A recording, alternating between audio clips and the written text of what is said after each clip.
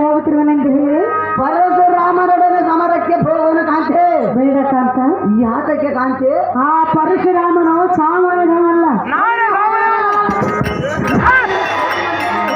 ಕಾಂತ. ಸಾಮಾನ್ಯನಲ್ಲವೆಂದೇ ಇಬ್ಬರನ್ನು ಕಟ್ಟಿಕೊಂಡ್ರಿ. ಮಾತನಾಡುವೆಲ್ಲ ಕಾಂತೆ.